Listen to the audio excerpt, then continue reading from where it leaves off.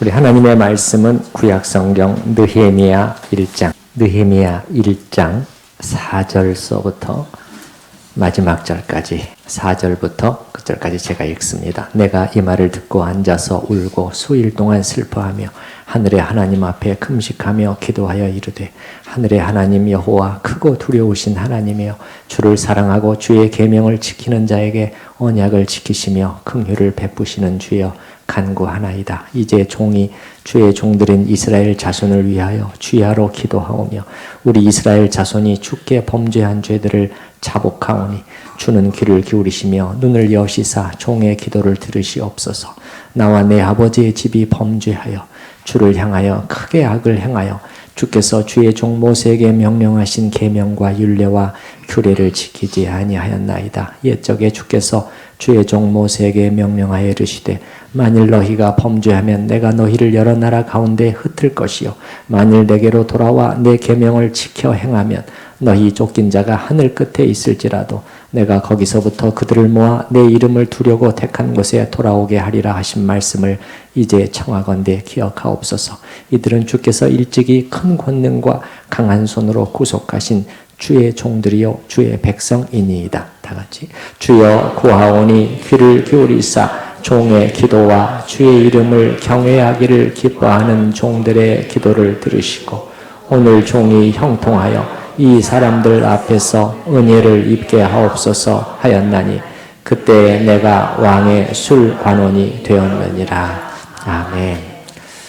우리가 지난주에 본 것처럼 4절 말씀 느헤미야가 예루살렘과 유다 백성들의 그 처참한 상황을 보고 그렇게 슬퍼하며 애통하며 이제 기도하며 금식하며 무언가를 하기로 결심하는 것, 이런 것을 보면서 이스라엘 나라를 위한 그 자기 백성을 향한 느헤미야도 그렇고 하나님의 사람들의 간절함을 단순한 애국주의로 치부해 버린다면 우리는 성경을 아주 잘못 보게 되는 것이다. 그렇게 말씀을 드렸습니다. 그들에게 여러분이 이제 제가 드린 말씀을 듣고 성경을 다시 한번 읽어보시면 그 부분이 확실하게 이렇게 구별이 되실 것입니다. 그들에게는 그 나라와 백성 이전에 나라, 부국, 부강, 부요 그것이 1차적인 관심이 아니었습니다. 하나님과 그분을 섬기는 신앙이었어요. 어떻게 해야 우리가 그분을 제대로 섬길 수 있을 것인가? 그것이 그들의 1차적인 관심사였습니다.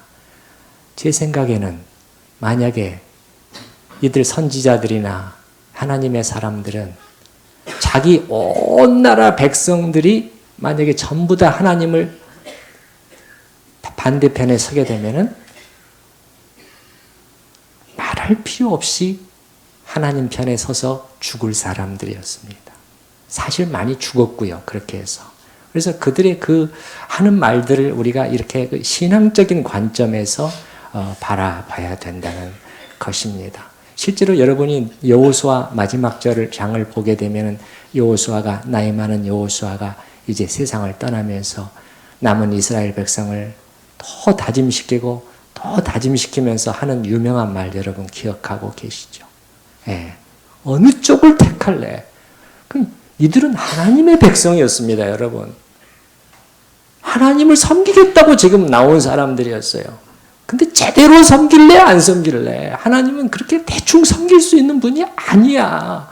그렇게 또 다짐시키고 그렇게 하면서 어느 쪽을 택하든지 지금 결정하시오. 나중에 내가 떠난 다음에 또 물타기 하지 말고 제발 그렇게 해서 하나님을 마음 아프게 하지 말고 지금 선택하라는 거예요. 그러면서 하는 유명한 말, 오직 나와 내 집은 여호와를 선택하겠노라. 나와 내 가정은 단 한 명, 단 한 가족, 한 패밀리만 남는다고 할지라도 우리는 하나님 편에 설 것이다. 단순한 나라 사랑, 민족 사랑으로만 보면은 안 된다고 말씀을 드렸습니다. 예루살렘이 중요한 것도 그거라고 말씀을 드렸죠. 예루살렘이 왜 중요하냐? 나라의 수도요, 심장무요, 예루살렘이 잘 돼야 이스라엘이 잘 되지, 그런 차원이 아니고 그곳은 하나님을 예배하는 성전이 있는 곳. 그래서 이제 신약 성경에 오게 되면 이런 장소적인 개념이 사라지게 되지만 구약 시대에는 하나님이 그 장소의 개념으로 한정시키셨어요. 그래서 예루살렘이라는 성전이라는 내 이름을 두려고 택한 곳이다. 그래서 그곳에 하나님의 임재가 늘 함께 하고 있었단 말이죠. 그래서 예루살렘이 중요하게 된 것입니다. 다른 것이 아니에요. 그래서 예루살렘은 포기할 수 없다. 느헤미야가 그렇게 되는 것이죠. 그래서 예루살렘은 점차 하나의 장소, 건물을 넘어서서 중요한 의미를 갖는 단어가 되었다고 말씀을 드렸습니다. 때로는 하나님의 백성, 언약 공동체 전체, 하나님의 나라 이런 것을 가리키는 대명사로 사용되게 되었다는 것입니다. 그리고 그래서 오늘날 신약의 관점에서 본다면은 그것은 교회에 해당한다고 제가 말씀을, 하나님의 백성, 하나님의 이름으로 일컫는 사람들, 하나님의 나라, 교회를 대입시키면 된다고 말씀을 드렸습니다. 그리고 또 예루살렘과 똑같은 의미를 가진 단어가 또 하나가 있어요. 우리 성도님들이 자주 듣는 단어인데 무슨 단어일까요? 시로 시작하는 거예요. 뭐죠? 시온이죠. 시온. 예루살렘 성은 시온성이랑 똑같은 단어입니다. 그래서 시온도 여러분 시편 137편에 보면은 바벨론의 포로로 잡혀간 사람들의 노래가 나오는데 우리가 바벨론 강가에서 시온을 기억하며 울었도다 이렇게 나오거든요. 시온을 기억하며 울었도다. 그런데 몇 절 뒤에 가게 되면 뭐라고 나오느냐. 예루살렘아 내가 너를 잊을진데 내 오른손이 그 재주를 잊을지로다. 내가 어떻게 너를 잊을 수 있느냐. 시온과 예루살렘이 병행어로 사용되고 있다는 것이죠. 같은 단어예요, 사실은요. 그래서 이제 시온도 마찬가지죠. 시온도 하나의 장소적인 의미를 뛰어넘어서 하나님의 백성을 가리키고 하나님의 나라를 가리키는 단어들로 대변되는 거죠. 그래서 예를 들면은 처녀 딸 시온 그런 표현들이 나오죠. 시온은 장소잖아요. 어떻게 장소가 하나님의 딸이 될 수가 있겠어요? 그게 아니고 시온은 시온의 백성이죠. 하나님의 백성, 하나님의 나라를 가리키는 것이죠. 시온 역시 또 신약적인 개념으로는 교회를 가리키는 그러한 개념입니다. 그래서 우리가 새해 송구영신 때 많이 부르는 찬양 뭐죠?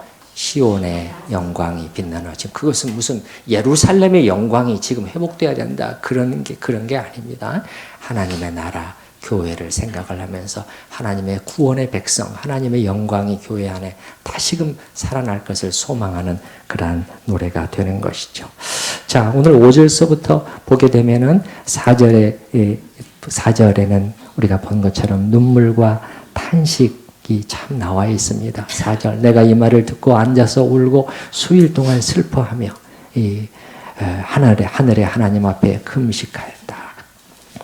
눈물과 탄식이 나왔지만은 이것으로 끝나지 아니하고 그 다음에 이제 기도로 이어지고 있습니다. 그래서 지난주 설교 제목을 저는 예루살렘을 위한 눈물이었지만 오늘 설교 제목은 예루살렘을 위한 기도. 눈물이 뭘로 바뀌고 있어요? 기도로 바뀌고 있다는 것입니다. 눈물이 탄식과 절망으로 끝나지를 않고 소망을 품고 다시금 드릴 수 있는 기도로 이어질 수 있다는 것. 이것이야말로 참 얼마나 감사한 일인지 모르겠습니다. 이것이 우리 하나님의 자녀들에게 주어진 저는 특권이라고 생각을 해요. 그래서 우리도 마찬가지죠. 개인적으로도 우리 가정적으로도 마찬가지고 또 금년 한 해 어찌 잘한 일들만 있었겠습니까?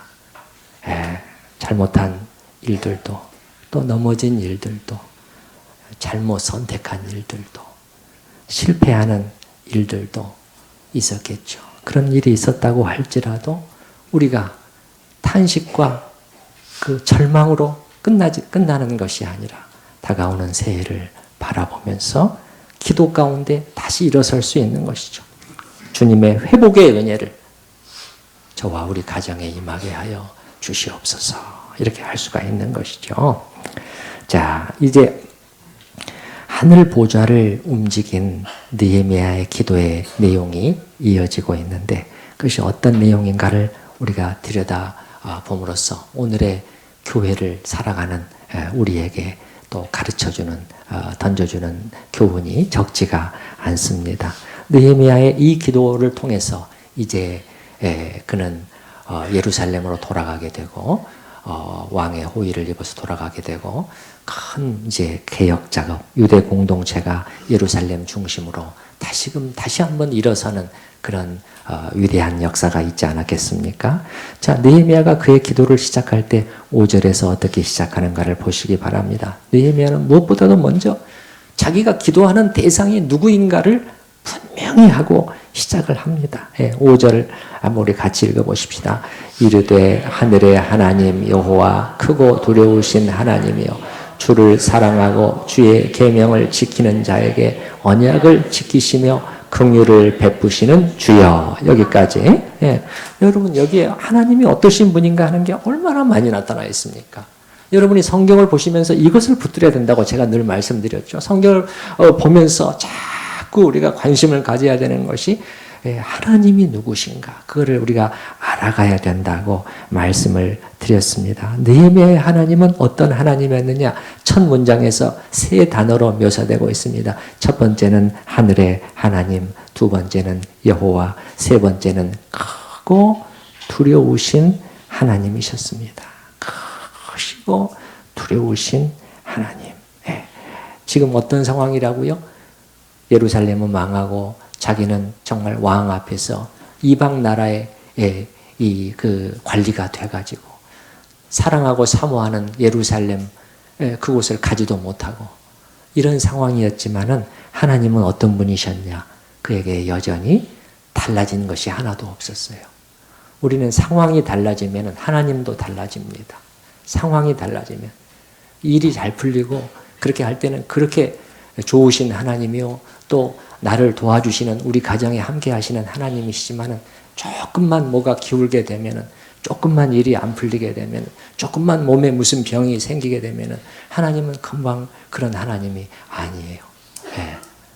그런데 그렇지 않아요. 여기 느헤미야는 하늘의 하나님 여전히 여호와 크시고 광대하시고 강하고 두려워해야 되는 하나님이셨다는 거예요. 저 뒤에 10절, 11절 한번 가보십시다.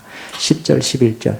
이들은 주께서 일찍이 큰 권능과 강한 손으로 구속해내신 뭐가 떠오르나요?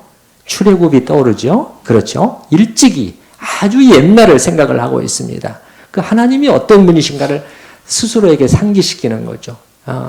하나님은 그 바로의 손, 그 최강대국 바라오를 누르시고 꼼짝 못하게 하시고 그가 그냥 빨리 나가라고 이렇게 할 정도로 이끌어내신 큰 권능의 하나님이셨는데 그거는 지금 느헤미야가 이 시점에 돌아보는 출애굽은 한 1000년쯤 전입니다. 1000년쯤 전이니까는 어마어마한 시간적인 간격이 있는 것이죠. 1000년 전의 하나님과 지금의 하나님. 1000년 전에는 그냥 애굽에서 10가지 재앙을 일으키시고 그냥 놀라운 홍해를 가르시고 했는지 모르겠지만은 그러나 지금 한 200년 전에는 무슨 일이 일어났어요? 처참하게 예루살렘이 짓밟혔습니다. 우상을 섬기는 나라에 짓밟히고 끌려오고 도륙을 당하고 예루살렘은 회파됐습니다. 그럼에도 불구하고 느헤미야의 하나님은 바뀌지 않았습니다. 크신 권능의 하나님. 그 손은 그러면 지금 이 시점에는 짧아졌는가? 짧아지지 않았다는 거예요. 뭘 보면 알 수 있냐? 느헤미야가 뭐라고 기도를 하냐면 하나님, 제가 섬기는 이 페르시아의 왕을 주님이 움직여 주세요. 이렇게 기도를 한단 말이에요. 그럼 무슨 말이죠? 그 말이? 이 왕이 무시무시한 권세를 지닌 왕이잖아요. 무시무시한 그 앞에 함부로 나갈 수도 없는 왕들이었다는 걸 여러분이 아시죠? 그냥 함부로 나갔다가는 그냥 죽음이에요, 죽음. 근데 그 왕을 움직이실 수 있는 하나님이라면 더 큰 하나님인 거예요. 더 큰 왕의 왕인 거죠. 여전히. 그래서 여러분 11절에 여러분이 한번 보시게 되면 중간 정도에 한번 보시기 바랍니다. 11절 중간 정도에. 기도를 들으시고 오늘 종이, 이 말은 자기가 이 말이죠. 형통하여 이 사람들 앞에서 은혜를 입게 하옵소서. 그렇게 기도를 하고 있단 말이에요. 이게 지금 제가 방금 말씀드린 그 내용이에요. 그럼 무슨 은혜를 입게 해달라는 것은 뭐냐면 이 사람들이라고 되어 있지만은 사실은 원어에는 단수예요. 복수가 아니고. 왜 우리말 성경이 복수로 되어 있는지 저는 아직까지 잘 모르겠어요. 왜냐하면 원어도 그렇고 영어 성경에서도 단수로 되어 있습니다. 이 사람. 이 사람으로 다 번역을 했어요. 그리고 우리말 새번역도 그래서 이렇게 번역해놨죠. 이제 주의 종이 하는 모든 일을 형통하게 하여 주시고 왕에게 자비를 입게 하여 주십시오. 이렇게 단수로 왕으로 번역. 그러니까 이 사람은 단수라면은 페르시아의 왕을 절대 권력자 왕을 가리키는 것이 분명해요. 근데 단수건 본수건 상관이 없어요. 이 세상에서 가장 큰 힘을 가진 자기 앞에 서 있는 무시무시한 도저히 넘어갈 수 없는 자기에 관해서 생사 여탈권을 쥐고 있는 그 사람이지만은 주님, 그러나 그에게 은혜를 입을 수도 있고 악해하고 안 입을 수도 있게 하는 것은 지금 하나님 당신의 손에 달려있다는 것을 저는 잘 압니다. 그러니까는 느헤미야가 그런 기도를 하게 된다는 거예요. 무슨 말이죠? 1000년 전에 그 하나님은 느헤미야는 바뀌지 않았다는 것이에요. 이걸 하나님이 기뻐하시는 것 같아요. 이걸 하나님이 기뻐하시는 것 같아요. 우리가 기도하러 하나님 앞에 나아가 앉았을 때 저와 우리 모두의 마음속에 하나님도 이렇게 크신 하나님이실 수 있기를 바랍니다. 예. 그런 하나님이 아니고 그보다 못한 어떤 하나님이시라면 이건 하나님의 이름에 그 영예에 대한 모독에 해당하는 것입니다. 사실은 너무 심하게 말하면. 사실 심한 것도 아니죠. 하나님이 이런 분인데 내가 그 앞에 나가서 기도한다고 하면서도 하나님이 어떤 분이신가는 생각하지도 않고 그저 내 기도 제목만을 그냥 말씀드리는 것에 급급하고. 그게 아니고 내 기도를 들으시는 하나님은 지금 어떤 하나님이시냐. 내 가정에 지금 어려운 일이 생겼지만 그러나 그 하나님이 지금 죽었냐는 거예요. 예. 여호와가 죽으셨나? 그게 아니잖아요. 바뀌어지셨나? 하나도 바뀌시지 않았죠. 예. 우리에게도 국제정세 속에서도 북한의 김정은이나 미국의 트럼프나 중국의 시진핑보다 힘이 없는 하나님이 아니시기를 저는 간절히 바라는 것입니다. 최근 설교자로서 하나님 앞에 생각을 해보면서 성령께서 저의 마음을 좀 찌르시는 그런 부분들이 있었습니다. 내가 우리 성도님들에게 성경의 이 하나님, 5절의 하나님이죠. 5절의 하나님, 하늘의 하나님, 여호와 크시고 두려우신 하나님을 내가 제대로 전달하고 있는가? 만약에 그렇게 하지 못한다면 내 책임이 작지가 않겠구나. 제가 메모를 해놨어요. 2019년 12월 12일 메모를 읽어드려 보겠습니다. 나의 부족으로 인해 하나님을 제대로 전달하지 못한다면 설교자로서 나의 책임을 작게 여겨선 안 된다. 나의 영적 분별력이 약해서 혹은 준비가 미흡하거나 설교 준비, 나의 전달력이 부족해서 혹은 내가 하나님의 영으로 충만치 못해 있음으로 인해 이 부분이 가장 가슴이 아팠습니다마는 내가 입으로 전하는 하나님이 실제 하나님보다 훨씬 못한 어떤 하나님으로 회중들에게 전달된다면 이 책임을 어찌 작다 할 것인가. 그냥 수사적인 고백이 아니었습니다. 왜 아니고 뭐 사람이 다 약하고 설교자도 뭐 사람인데 뭐 그렇게 하면서 어쩔 수 없다 하고 대충 넘어갈 수 있는 일인가? 아니라는 거예요. 통탄해야 된다. 왜냐하면 바로 하나님을 전달하도록 기름 부음을 받고 세우심을 입은 사람이기 때문에 그 책임이 큰 것이죠. 여러분, 저를 위해서 기도해 주실 때 제가 성경의 크신 하나님을 제대로 전달하는 설교자요 목회자가 될 수 있도록 기도해 주시기를 바랍니다. 그리고 참으로 이 천우교회 강단이 또 그렇게 지켜질 수 있도록 여러분이 기도하셔야 될 것이에요. 이것은 뭐 제가 언젠가 사역을 마치고 떠난 다음에도 또 마찬가지예요. 앞으로 누군가는 또 서야 될 것입니다. 그러나 이 강단은 바로 그 점에 있어서 순결하게 지켜져야 되는 것이에요. 우리 성도님들이 그것을 중요시해야 되는 거예요. 참으로 크고 두려우신 하늘의 어미하신 하나님을 제대로 가까이 전달하는 그러한 이 설교단이 되어야 되는 것입니다. 그리고 또한 저도 그렇지만은 우리 성도님들도 마찬가지예요. 목회자, 설교자뿐만이 아니죠. 우리 성도님들도 마찬가지죠. 제가 말씀을 통해서 하늘의 이 놀라우신 하나님을 여러분께 전할 때 여러분이 그냥 아무 생각 없이 또 똑같은 얘기구나. 그렇게 가시면은 안 되죠. 여러분한테 그럼 실제 생활 속에서의 하나님은 또 달라져 있는 것이죠. 교회 밖에를 나가면은 또 작아져 있는 하나님. 그게 어떻게 된 것이죠? 그게 아니고, 저 목사님이 얘기하는 저 하나님, 정말 성경이 말하는 그 하나님인가? 이렇게 하면서 귀를 기울여 듣고 유념해야 되는 것이에요. 유념해야 되는 거예요. 자, 여러분, 우리 5절 첫 문장만 다시 한번 또 우리의 고백을 담아서 1장 5절 첫 문장 하나님이여 거기까지만 우리 고백을 담아서 다시 한번 읽어보십시다. 이르되 하늘의 하나님 여호와 크고 두려우신 하나님이여. 참으로 여기까지 참으로 이 하나님이 여러분의 입술로 또 마음으로 고백이 되고 기도와 찬양과 삶 속에서 정말 그대로 고백이 되는 하나님이시기를 간절히 바랍니다. 약간 다른 얘기입니다만 요즘 목회자들 가운데 보면은 설교 속에서 하나님을 가볍게, 그것도 너무 가볍게 표현하는 목회자들을 보게 되면은 참으로 좀 우려스럽기 짝이 없습니다. 하나님은 어떤 분들은 하나님을 농담의 대상으로 그렇게 막 성도들한테 소개하고 그런 설교를 듣는 회중들은 또 경악해야 되는데 같이 웃고 있고 어떤 목회자는 마치 하나님이 자기 손안에 있는 자기 마음대로 부릴 수 있는 하나님이신 것처럼 그렇게들 하기도 하고 이 거룩한 설교단에서 그게 문제인 것이죠. 이게 설교단이 오염되었다는 것입니다. 이 모든 것들이 말해주는 것은 그분들이 하나님을 모른다는 거예요.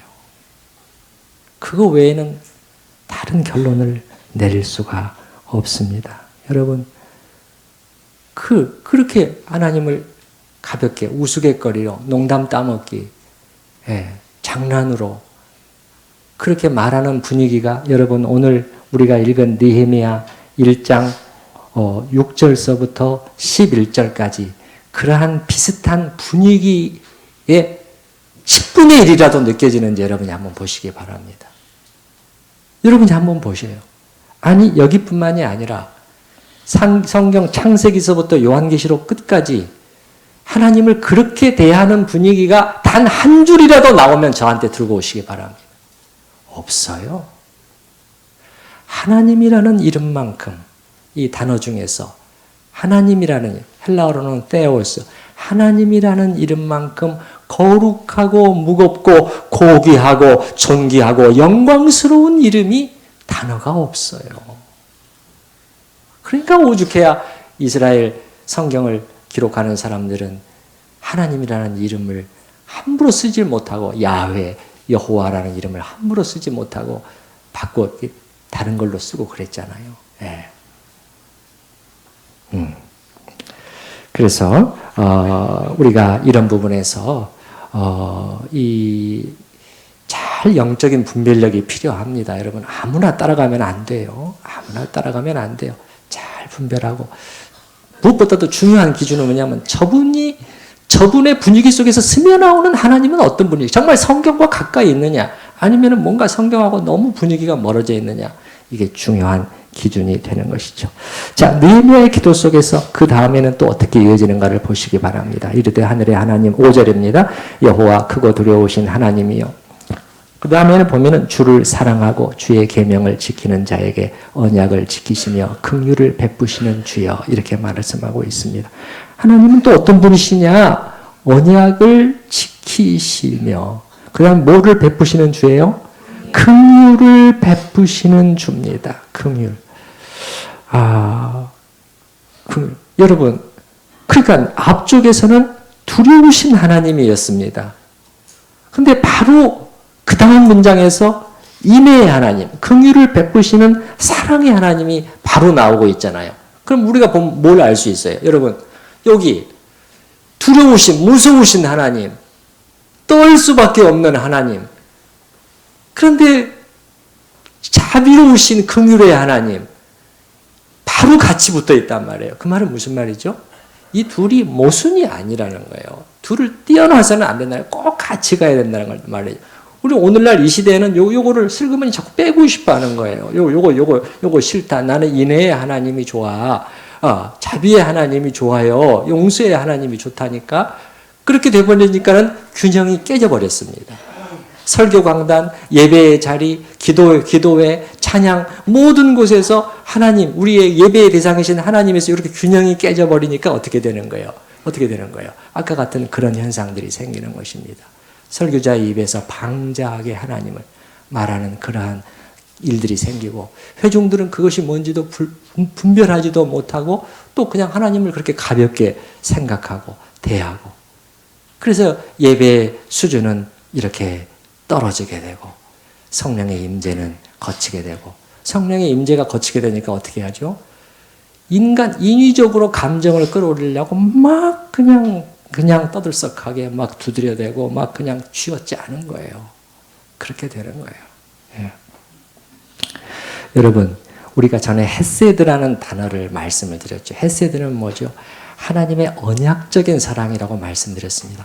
언약을 하나님께서 기억하시고 우리 인간편에서 언약을 깬다고 할지라도 하나님은 그 언약을 신실하게 지키시고 자비와 긍휼로 다시 일으켜 세우시는 회복의 하나님, 그게 헤세드라고 말씀드렸는데 오늘 5절에서도 헤세드라는 히브리어로 헤세드라는 단어가 들어있어요. 그게 무슨 단어냐면 긍휼이에요. 긍휼. 그래서 그 헤세드로 바꿔서 읽어보면 이렇게 됩니다. 언약을 지키시며 헤세드를 베풀어 주시는 주여, 이렇게 기도를 하는 것이죠.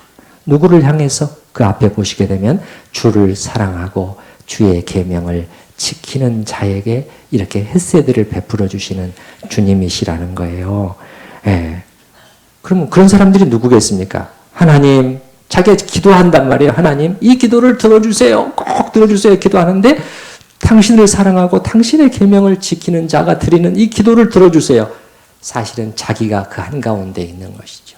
느헤미야와 같이 겸비한 자세로 주님의 은혜를 간구하는 자들에게 헤세드가 베풀어진다는 거예요. 헤세드가. 예. 여러분 11절에는 똑같은 표현이 어떻게 나와 있냐면 11절에는 어떤 표현이 나왔을까요? 주의 이름을 경외하기를 기뻐하는 종들, 그들에게 헤세드가 베풀어진다는 거예요. 이게 아니에요. 불순종하고 하나님을 만홀히 여기고 건방지게 행동하고 그런 자들에게 하나님은 헤세드를 베풀어 주시느냐? 아니라는 거예요. 아니라는 거예요. 이스라엘이 여기서 실패했지 않습니까? 이스라엘이 여기서 실패한 거예요. 하나님을 잘 몰라가지고. 그 엉뚱하게 하나님을 기대하다가 결국은 완전한 비참한 패망으로 끝났지 않습니까? 그렇지 않아요. 하나님은 그러나 그 가운데서도 또 하나님은 헤세드를 또 진정한 어떤 사람들이 있다는 거. 어떤 사람 잘못했어도 진심으로 회개하고 돌이키며 주를 찾는 사람들한테는 하나님은 반드시 다가와 주시는 하나님이시라는 거예요. 그래서 주의 이름을 11절에 경외하기를 기뻐하는 종들. 이 말이 무슨 말이에요? 무서워하기를 기뻐하는 사람들이라는 거예요. 여러분 이게 어떻게 이상한 말이죠? 무서워하기를 기뻐한다는 거예요. 하나님을 두려워하기를 기뻐하는 거예요. 이런 하나님을 향해 5절 맨 끝에 주여 간구하나이다. 이 하나님을 분명히 하고 느헤미야는 그의 기도에 들어가는 것입니다.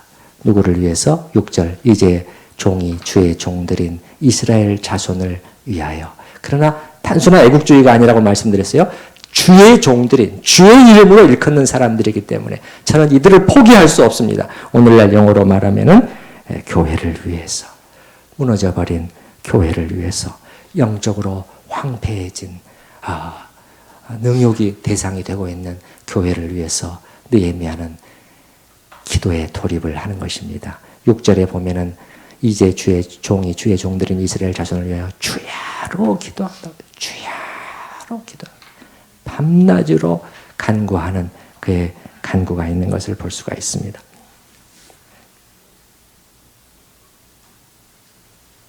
여러분, 사람의 몸에 병이 생겼을 때 가장 중요한 것은 뭐냐면 치료하기 이전에 병명을, 진단을 정확히 해내는 것만큼 중요한 일은 없을 것입니다. 만약에 진단이 잘못 내려져 버리면 그 다음부터는 속수무책입니다. 대책이 없어요. 아무리 뭐 주사를 놓고 뭐 수액을 놓고 무슨 약 뭐를 째고 다 소용없어요. 왜냐? 진단이 잘못 내려졌기 때문에, 질병에 대해서 번지수를 잘못 찾았기 때문이죠. 느헤미야는 지금 이 이스라엘 공동체를, 교회를 회복시키기 위해서 어떤 조치들을 기도하면서 준비하고 차근차근 진행해 나가는 것을 우리가 점점 볼 수가 있는데요. 이런 조치들에 앞서 느헤미야는 진단을 했습니다. 진단. 우리가 왜 이렇게 되었는가? 이 진단이죠. 교회론적으로 보면은 하나님의 교회는 지금 왜 이렇게 되었는가? 우리도 진단을 해야 되는 거죠. 여러분은 어떻게 진단하고 계시는 거죠? 도대체 한국의 교회는 왜 이렇게까지 되었는가? 여러분은 어떻게 진단을 하시는 것인가요? 이스라엘 백성은 잘못 진단할 수가 있었다고 말씀드렸죠. 우리가 외교에 실패해서, 국방력이 약해서, 무기가 부족해서 뭐 여러 가지 할 수가 있었는데 느헤미야는 그렇게 진단을 내리지를 않았다는 것이요. 7절의 진단을 내리게 됩니다. 7절이 기도 속에서 내리는 진단이에요. 여러분 7절 같이 한번 읽어보십시다. 주를 향하여 크게 악을 행하여 주께서 주의 종 모세에게 명령하신 계명과 율례와 규례를 지키지 아니하였나이다. 이것이 원인이었다는 거예요. 여러분 이 구절을 여러분이 앞뒤를 쭉 읽어보시면서 느헤미야가 진단을 다른 방식으로 내렸는지 혹시 있으면 저한테 말씀해 주시기 바랍니다. 제가 이 구절을 자세히 살펴볼 때, 객관적으로 공정하게 살펴볼 때 느헤미야의 진단은 7절이었습니다. 그리고 이제 8절로 또 이어지는 거죠. 8절. 옛적에 주께서 주의 종 모세에게 명령하여 이르시되 만일 너희가 범죄하면 내가 너희를 여러 나라 가운데 흩을 것이요. 그게 뭐냐? 이게 우리가 지금 우리에게 임한 징벌입니다. 하나님께서 말씀하신 그대로 됐습니다. 예. 너희가 범죄하고 불순종하면, 7절이죠, 7절. 그렇게 하면 하나님께서 반드시 결과를 이렇게 가져오겠다고 하나님께서 분명히 말씀하셨는데 그 일이 저희에게 그대로 주님 일어났습니다. 이렇게 인정하고 우리의 처지를 정확하게 진단해 내는 것이죠. 그렇게 됐기 때문에 그는 거기에 상응하는 조치를 할 수가 있었고, 그리고 공동체는 회복되게 될 수가 있었다는 거예요. 진단을 잘못 내려버리면 이제는 조치를 자꾸 하게 되는데 공동체는 회복이 안 되는 것이죠. 그렇게 되는 것이죠. 그래서 느헤미야는 진단을 할 때 여러분 자기 상상에 따라서 한 것이 아니라 기록된 하나님의 말씀을 따라서 했다는 것을 기억하시기 바랍니다. 무슨 말이냐? 느헤미야는 여기서 특별히 느헤미야가 염두에 많이 두고 있는 것이 신명기 말씀이에요, 여러분. 제가 일일이 다 지금 찾아서 대조해서 말씀을 드릴 시간은 없지만은 느헤미야가 인용하는 기도 속에서 인용하는 수많은 구절들이 신명기에 나와 있는 말씀들이에요. 그래서 느헤미야는 어떻게 하고 있는 것이냐? 지금 자기들에게 일어난 일, 200년 전에서부터 시작해가지고 그 다음에 지금에 이르기까지 쭉 살펴보면서 현 처지를 보면서 신명기를 보면서 현 처지를 보면서 신명기를 보면서 진단이 내려지는 것입니다. 아, 이거였구나. 정확한 진단이죠.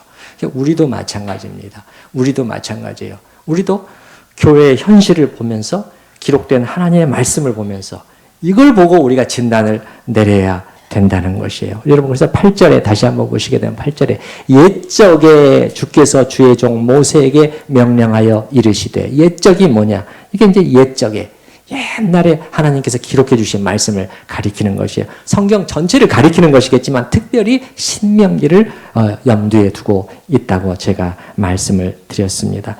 진단이 중요하죠. 교회도 마찬가지입니다. 3절이 교회의 상황을 우리에게 말해주는 것이나 마찬가지라고 했는데 왜 이렇게 되었는가? 물론 여러분 우리는 이렇게 말할 수도 있을 것입니다. 우리는 그래도 한다고 하고 있는데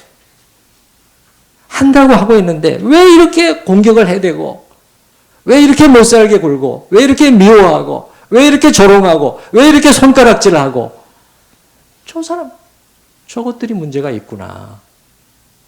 물론 그것도 전혀 틀린 것은 아닐 수 있어요. 그러나 가장 핵심은 아니라는 거예요. 가장 핵심은 아니라는 거예요. 느헤미야도 그렇게 생각할 수가 있었습니다.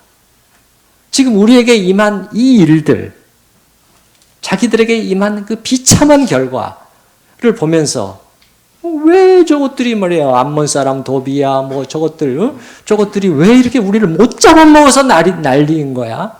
이렇게 할 수 있었지만 느헤미야는 그거는 곁가지라는 것을 알았어요. 그건 곁가지예요. 핵심은 아니었어요. 핵심은 7절이었단 말이에요. 핵심은 7절이었어요. 주를 향하여 크게 악을 행하여 주께서 주의 종 모세에게 명령하신 모든 것들을 저희가 순종하지 않았습니다. 순종하지 않았습니다. 우리 하나님의 교회가 정말 하나님의 말씀, 이 신약성경, 구약성경에 나오는 단 한 챕터에도 주목을 했다면 그렇게 우리가 이 지경까지 되었을까? 그런 것에는 별로 관심도 없고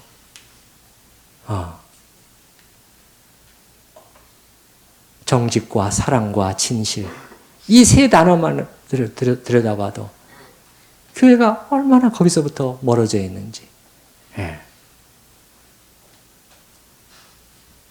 하나님께서 그 구약성경에 보면은 너희가 너희 안에서 내가 불쾌하게 여기는 것들을 제거해야 된다 말씀하시잖아요. 멍에와 손가락질과 이런 것들을 제거해야 된다. 교회 안에도 이 서로 손가락질이죠. 손가락질, 흘기는 눈. 이 불순종 아니면 뭡니까? 우리는 하나님의 7절에 그 하나님의 말씀이 가장 중요시하는 것은 우리는 중요시하지 않으면서 이렇게 해왔단 말이에요. 교회가 커지기만 하면 된다. 우리 교회가 잘 되기만 하면 된다. 사람들을 끌어모으기만 하면 된다. 헌금이 늘어나고 교회 건물이 웅장해지고 커지기만 하면 된다. 교회는 그렇게 방향을 잘못 잡았던 것이에요. 느헤미야는 다행히 정확한 진단을 내렸기 때문에 이제 조치에 들어가게 됩니다. 조치는 당연한 것이죠. 뭘부터 시작하겠어요? 우리가 불순종했기 때문에 거기에 대한 자복과 회개에서부터 시작이 되는 거죠. 진실한 자복과 회개에서부터 시작이 되는 것이죠. 그 6절 그 나온 내용이 그거 아니겠습니까? 제가 다시 읽어볼게요. 이제 주의 종들인 이스라엘 자손을 위하여 주야로 기도하오며 거기서부터 같이 기도하십시다. 우리 이스라엘 자손이 주께 범죄한 죄들을 자복하오니 주는 귀를 기울이시며 눈을 여시사 종의 기도를 들으시옵소서. 나와 내 아버지의 집이 범죄하여. 여기까지. 그래서 여기서 느헤미야는 자기를 제외시키고 있지 않다는 것을 여러분 주목하시기 바랍니다. 느헤미야는 정말 훌륭한 사람이었지만은 율법을 어겼겠어요? 불순종했겠어요? 이방 나라에서 태어난 사람이죠. 사실은요. 포로 세대니까요. 그럼에도 불구하고 하나님을 구하는 사람이었지만은 여기 보게 되면 6절의 맨 뒤에 보면 나와 내 아버지의 집이 주님 앞에 범죄했습니다. 자신을 그 한가운데 두면서 교회의 죄를, 교회의 불순종한 죄를, 하나님을 만홀히 여긴 죄를 철저하게 자복을 하면서 그 다음에는 돌이키겠다는 순종의 다짐인 것이죠. 순종의 다짐. 9절에 보시게 되면 9절에 만일 내게로 돌아와 내 계명을 지켜 행하면 이게 하나님의 약속이잖아요. 주님 저희가 그렇게 할게요. 지금만 아니겠습니까? 하나님께로 돌아오는 거죠. 돌아와. 탕자의 돌아옴처럼. 예, 이 강팍했던 마음을 이제는 끊고 그 결과가 지금 이 모양이니까 이제는 돌아와. 주님께로 돌아가리라. 탕자가 내가 아버지께로 돌아가겠다. 이 더 이상 이 모양은 아니다. 이렇게 살아서는 안 된다. 돌아와. 주님께서 돌아오라는 거예요. 그 다음에 내 계명을 지켜 행하면 순종이죠. 하나님의 교회도 마찬가지라는 거예요. 죄의 절제한 자복과 회개 그리고 순종으로 돌아가는 것. 그거 외에는 다른 지름길은 없다는 것이에요. 없어요. 우리가 변명하고 방어만 하려고 하고 그것도 필요할지 모르겠어요. 그것도 뭐 괜찮아요. 할 수는 있습니다. 너무 억울하니까. 너무 심하니까. 말도 안 되니까. 다 알아요. 그러나 이 시점에 우리가 진단과 처방을 잘 내려야 된다는 거예요. 이거는 7절, 8절이라는 것입니다. 7절, 8절. 자, 마지막으로 회복의 가능과 소망으로 마무리되고 있습니다. 9절 말씀 우리 한번 다 같이 함께 읽어보십시다. 만일 내게로 돌아와 내 계명을 지켜 행하면 너희 쫓긴 자가 하늘 끝에 있을지라도 내가 거기서부터 그들을 모아 내 이름을 두려고 택한 곳에 돌아오게 하리라 하신 당신 말씀을 이제 청하건대 기억하옵소서. 느헤미야는 하나님께 하나님의 약속을 상기시키고 있습니다. 기록된 말씀 속에 하나님 이렇게 약속하셨죠. 저희가 이렇게만 하기만 한다면 돌아오게 하리라고 주님께서 회복시키라고 약속해 주셨죠. 주님 지금도 그 약속은 유효한 거죠. 이렇게 하나님께 말씀드리고 있어요. 우리도 마찬가지죠. 주님 이 시점이지만 이렇게까지 됐지만 지금도 하나님의 이 약속은 유효한 거죠. 우리도 말씀을 붙들고 주장할 수 있는 것입니다. 그러면 하나님은 거기에 대해서 어떻게 하실 수가 없어요. 너무나 신실하신 하나님이시기 때문에. 자기가 하신 말씀을 부인하실 수 없는 하나님이시기 때문에 하나님의 약속을 우리가 붙들고 그렇게 할게요. 제가 한번 그렇게 가볼게요. 그렇게 돌이킬게요. 그러면 하나님 이렇게 정말 하실 거죠. 그러면 하나님은 하시는 하나님이라는 거예요. 어느 정도까지 여기 표현이 되어 있냐면 여기 9절 앞쪽 보시게 되면요. 만일 내게로 돌아와 내 계명을 지켜 행하면 너희 쫓긴 자가 어디에 있을지라도 하늘 끝에 있을지라도 이것도 신명기 30장 4절에 근거한 간구거든요. 주님 심지어 하늘 끝이라고 하지 않으셨습니까? 느헤미야가 그렇게 말하는 거예요. 그러면은 무슨 말이죠, 여러분? 지금 무슨 말이냐면 하나님께서 그들을 포로로 흩으실 것이다. 땅 끝에 흩어버리실 거라는 거예요. 저 멀리 보내버려. 그리워하며 바벨론의 강가에서 시온을 기억하며 울게 하셨단 말이에요. 이 예배의 자리를 기억하면서. 왜 울었죠? 아니 바빌론의 노예로 끌려가고 있는데 거기에 있는 그 권세자들이 야야 너희들 일로 와봐. 저 너네들 노래 한번 불러봐. 히브리 찬송을 불러보라는 거예요. 히브리 찬송을 불러보라는 거예요. 기가 막히는 것입니다. 그래서 울었다는 거예요. 그날을 기억하면서 우리가 함께 하나님을 아름답게 섬길 수 있는 그날을 기억하면서 우리가 울었다는 거예요. 네. 하나님이 그렇게 하신다는. 아니 바벨론 정도가 아니라 지구 끝에 하나님께서 보내실 것이다. 돌아올 생각도 못하도록 영원한 절망이죠. 근데 여기서 보면은 땅 끝이 아니라 하늘 끝이라는 거예요. 땅 끝보다도 더 무서운 것은 하늘 끝입니다, 여러분. 이거는 불가능해요. 절망입니다. 끝이라는 겁니다. 끝났다는 거예요. 하늘 끝에 갔다는 것은 성경에서 끝났다. 한국교회의 황금기는 끝났다. 천우교회의 전성기는 끝났다. 교회의 영광은 끝났다. 여러분 끝났습니까? 성경은 그렇게 말하고 있지 않습니다. 여기 보게 되면 9절에 너희 쫓긴 자가 하늘 끝에 있을지라도, 이 말은 모든 사람이 보기에 완전 불가능해. 할지라도 나는 한다는 거예요. 하나님은 내가 거기서부터 그들을 다시 모아낼 것이다. 내 이름을 두려고 택한 곳에 돌아오게 할 것이다. 다시 일으켜 세울 것이다.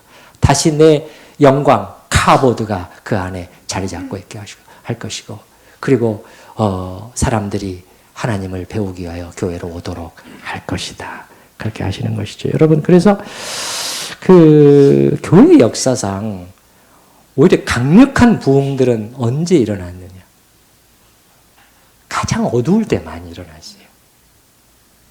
좋을 때 일어났다기보다는 많이 기울어지고 암울해지고 영적으로 빈곤해지고 교회의 생명이 떠나 있을 때, 그때 소수의 사람들을 통해서 먹구름들이 모이기 시작하고 은혜의 단비가 쏟아지기 시작했던 것이죠. 그것이 요원의 불길처럼 퍼져나가서 하나님은 다시 당신의 영광을 늘 회복시키시곤 하셨다는 거예요. 우리 하나님은 그렇게 하시는 분이시라는 것이죠. 우리가 개인적으로도 마찬가지라는 것입니다. 개인적으로 가정적으로도 마찬가지입니다. 교회적으로도 그렇지만은 내 인생이 지금 아무리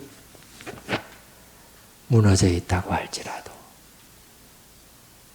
금년 한 해 정말 망했구나. 지금 어떻게 보면 최악의 상황 속에 있구나. 그렇다고 할지라도 그것이 하늘 끝이라고 할지라도 하늘 끝으로 여겨질지 모르지만 하나님은 아니라는 거예요. 당신의 얼굴을 찾는 당신의 종들에게 반드시 헤세드로 다가오시는 하나님을 믿으시기 바랍니다. 우리 이 시간 들은 말씀을 생각을 하면서 또 하나님 앞에 같이 기도하실 때 우리 하나님이 얼마나 어떤 분이신가를 다시 한번 생각하고 그가 또 하나님 앞에 우리의 관계 무너진 속에서 어떻게 회복될 수 있을 것인가 생각하면서 같이 기도하십시다.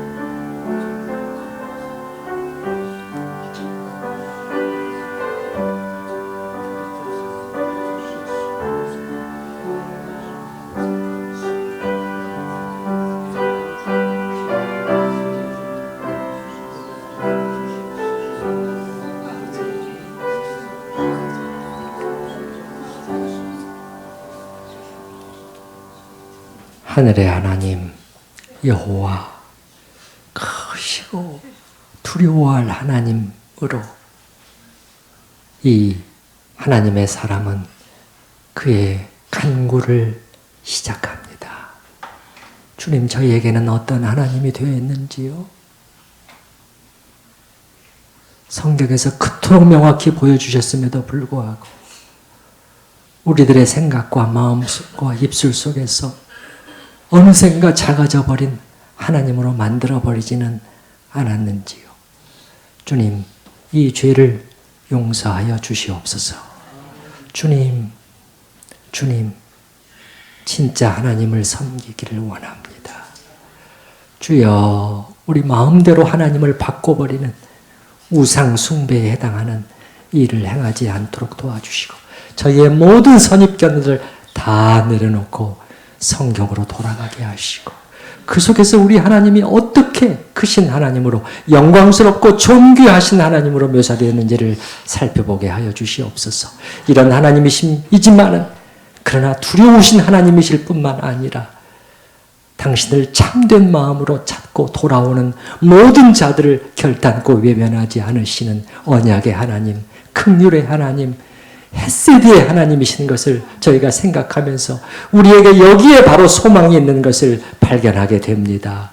주님, 하나님께 나오는 것을 주님 돌이켜 내가 돌아가리라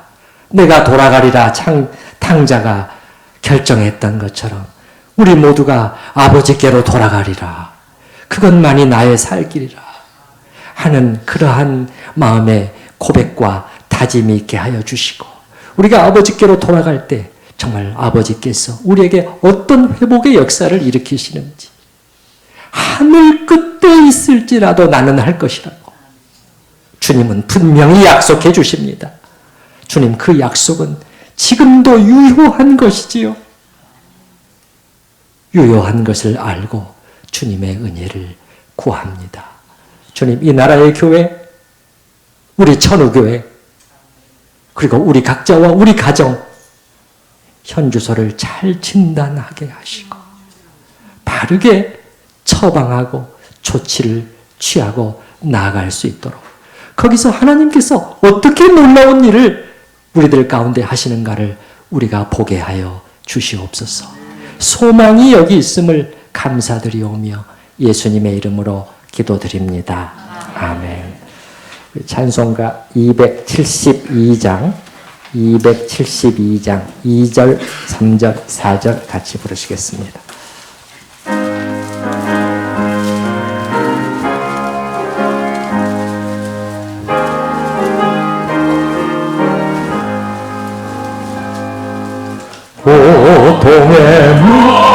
죄송합니다. 2절부터입니다. 죄송합니다. 낭패와